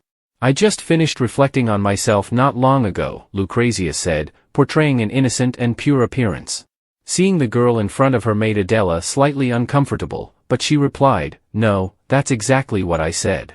I am a member of the Bonaparte family, but due to certain circumstances, I was raised separately from my brother," Lucrezia explained calmly.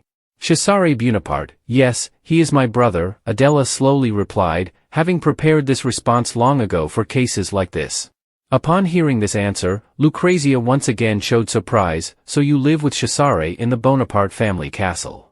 Adela nodded calmly, "Yes, I live here with my brother." Suddenly, Lucrezia smiled sweetly with an adorable look. "So you've become a member of the Bonaparte family. Do you intend to leave for Nadi to travel around Santner?" Lucrezia asked. Unlike her previous question, this one genuinely puzzled Adela, who didn't understand what Lucrezia meant. What is she talking about? But there was no other way, Adela smoothed over it. "I'm trying to stay closer to my family, so currently I have no plans to go anywhere," Adela replied. Upon hearing Adele mention family, the expression on Lucrezia's face suddenly became unfamiliar, her eyes sharpening with a cold, distant look. She fell silent for a moment, then murmured, "Family, huh?" The atmosphere between the two girls suddenly sank into silence, heavier and more ominous than ever. Adela also found it difficult to deal with the woman in front of her. Characteristically unusual, in front of her, she looked at Lucrezia's contemplative face and silently wondered how difficult it was to guess what such a beautiful woman was thinking. Lucrezia's solemn expression with unclear emotions made Adela slightly anxious.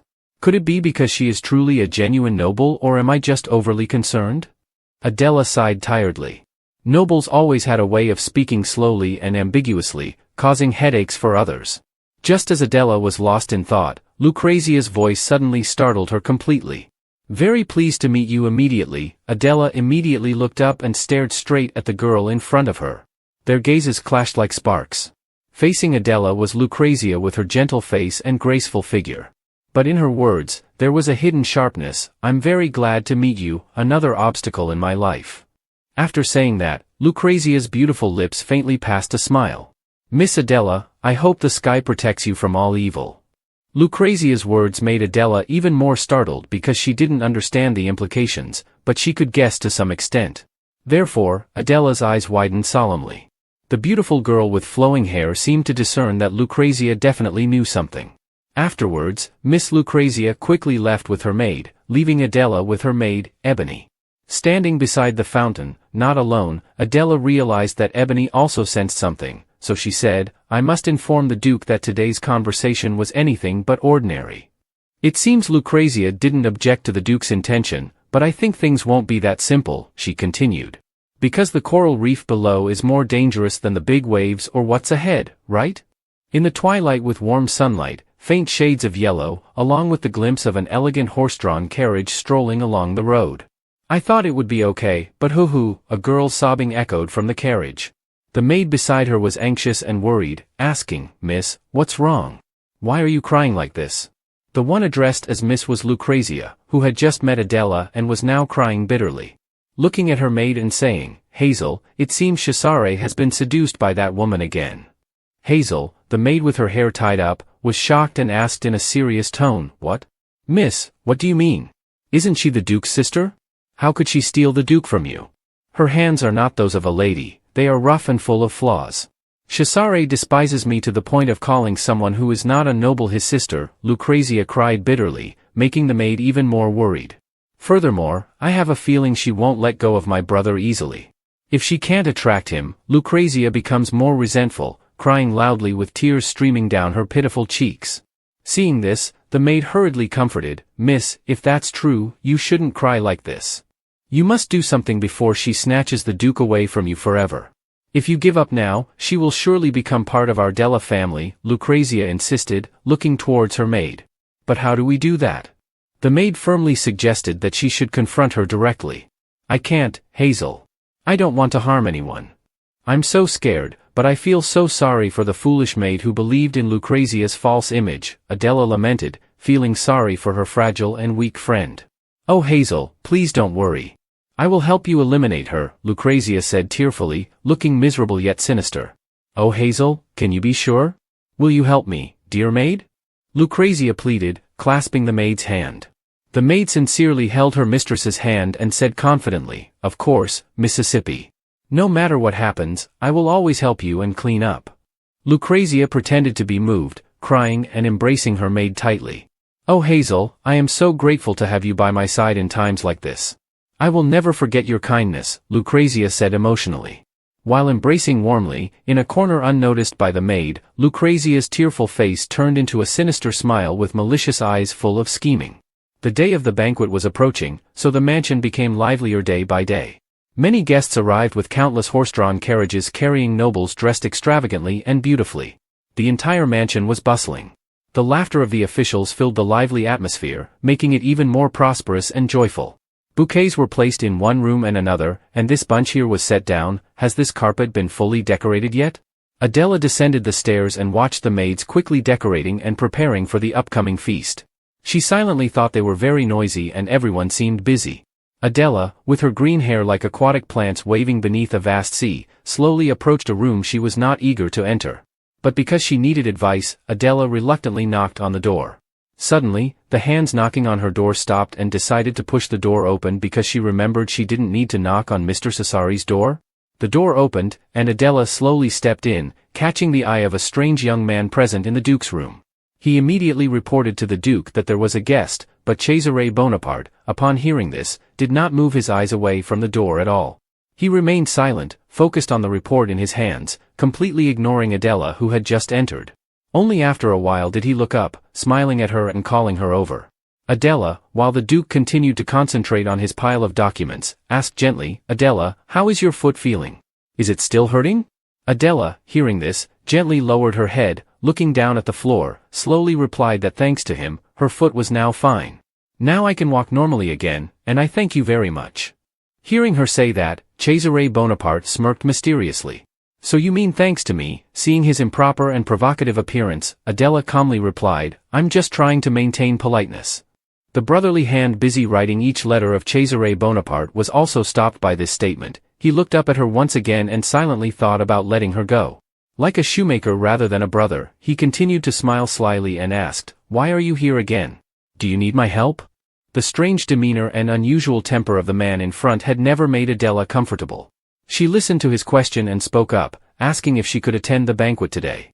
Adela's question made Duke Cesare Bonaparte and his aide beside him both puzzled and round-eyed. That's hard.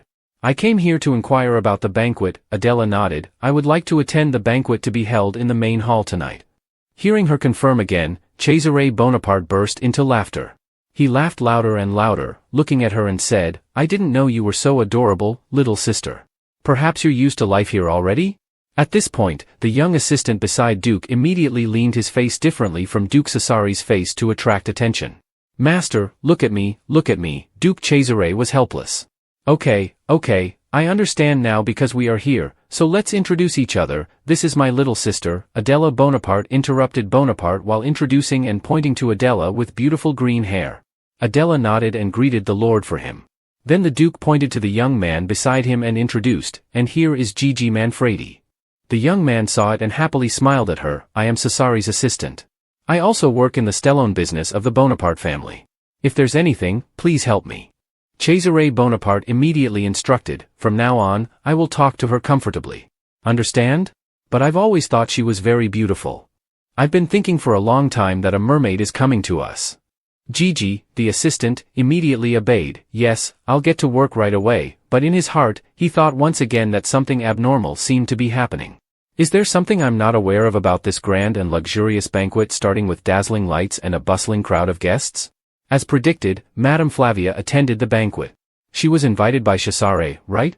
I think something unusual must be happening for the Lordan family to be back as they were before. Are they trying to bring her back? If so, shouldn't we get acquainted with her beforehand to maintain the relationship? These discussions arose as the figure of Madame entered the banquet. Perhaps she heard snippets of the conversation, but only smiled inwardly, knowing that her family had been declining for some time. But as long as the Bonapartes stand by her and don't abandon her, everything will quickly stabilize. God bless you, madam. Suddenly a familiar voice of a girl rang out, causing her to turn around. It turned out to be Miss Lucrecia, always appearing innocent and pure. As she approached and greeted her, God bless you. Are you enjoying the feast? Lucrecia smiled with a glass of red wine in her hand. Of course, because it's hosted by the Bonaparte family, I must enjoy it. Everything here is magnificent and luxurious, and everything is beautifully done, showing exquisite taste. That makes me very delighted. Suddenly, she fell silent for a moment before continuing. That's why I wanted to ask if everything is all right. If we talk about the person who should disappear from the Bonaparte family, Lucrezia's blunt words amidst the banquet startled Madame a bit. She didn't want to continue this conversation, so she quickly frowned and turned to another direction. I have nothing to say about that. You should solve it yourself, Mississippi. Seeing this cold and distant demeanor of Miss Lucrecia, Madame Flavia forced a smile. May I speak with Chesare? I guess I have no choice but to tell him about how you exposed the secret of Adela's birth. Hearing these words, Madame's figure reflected in the brimming glass of red wine was filled with astonishment and panic.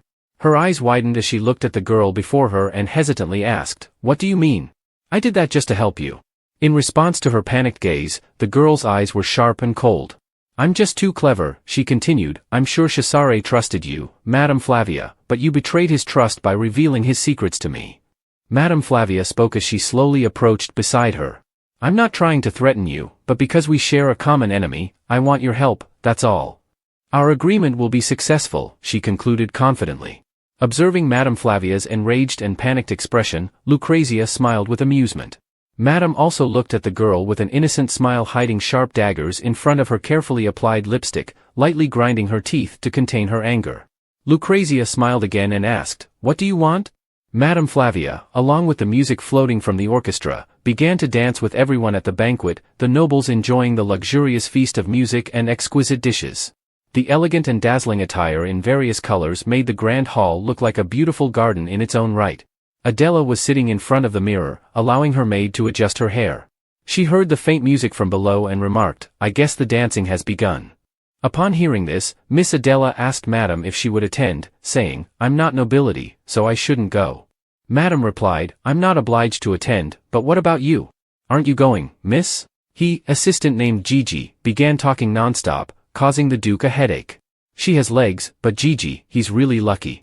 My son advised him to read this file carefully, it's incorrect. Then the two of them started burying their heads in the pile of books on the table, seemingly forgetting Adela's existence.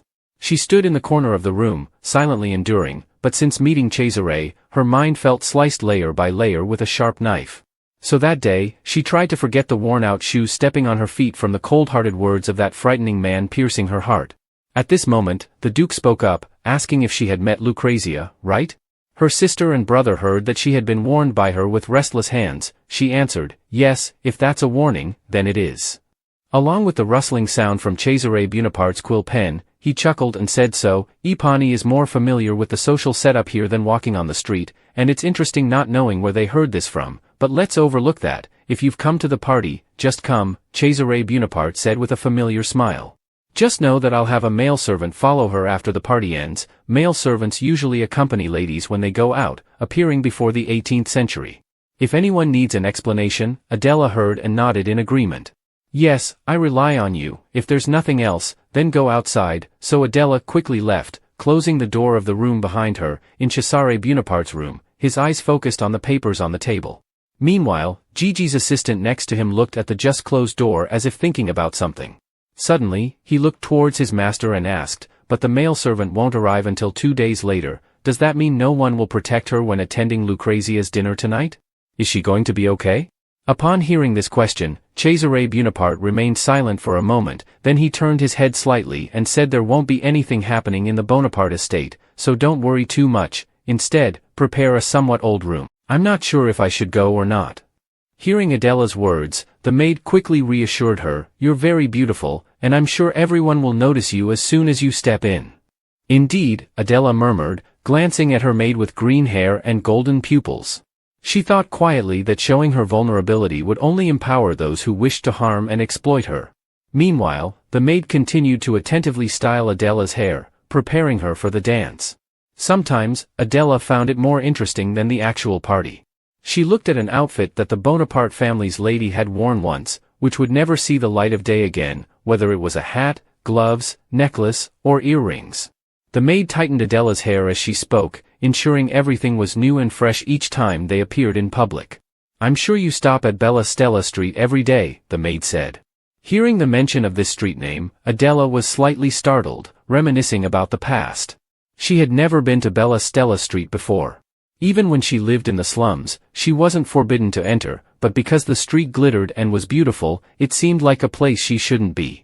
The beautiful street with its luxurious shops and the names of those shops resembled lines from a romantic poem, enchanting and alluring.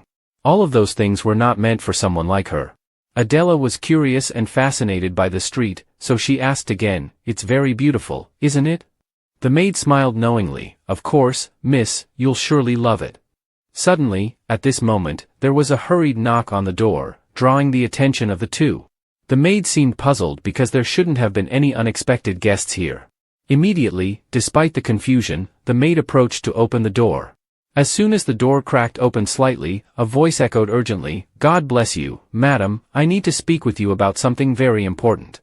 The person who appeared behind the door was Madame Flavia, her face half hidden in the shadows, looking quite menacing.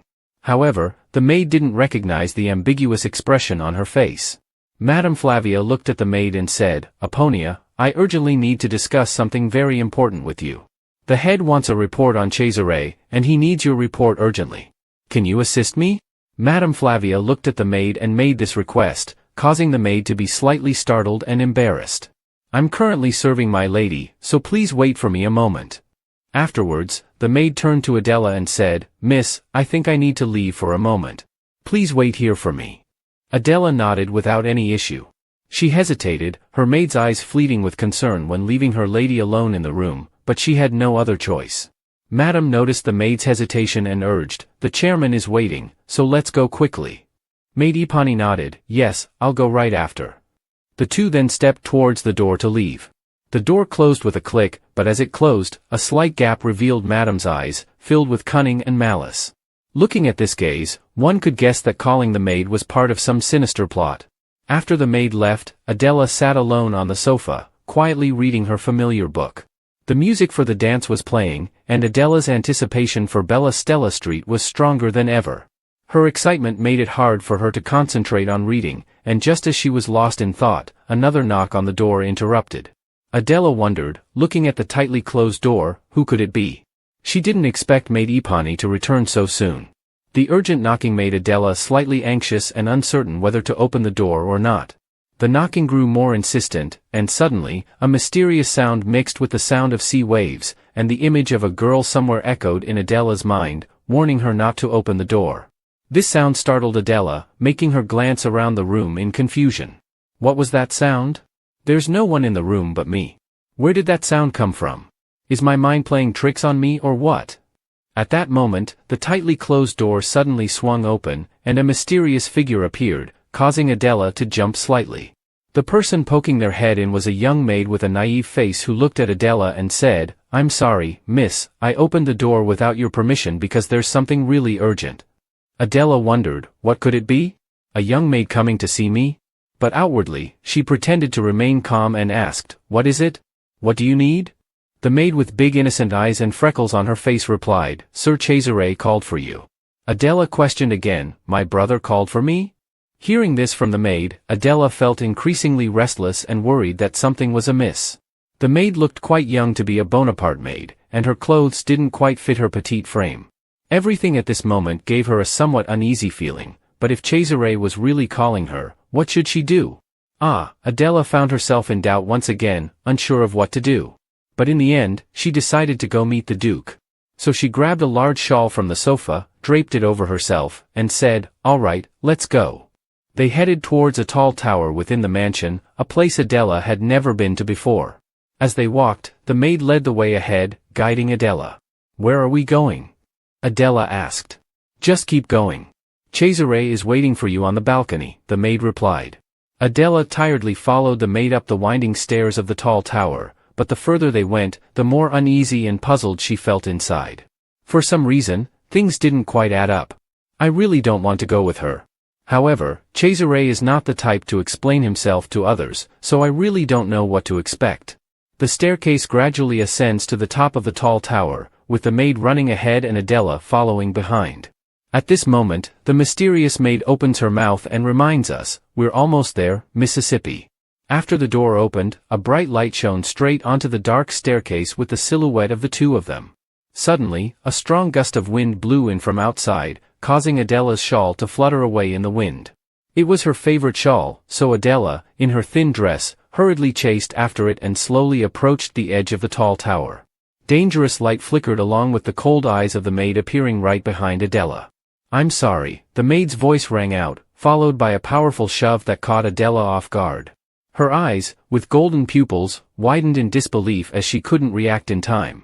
Under the mysterious moonlight of the dark night, Adela was pushed straight down from the tall tower by the maid, causing her to fall slowly, and everything became extremely dangerous. In the dark night of the mansion, King Navis let out a piercing scream that sent chills down everyone's spine.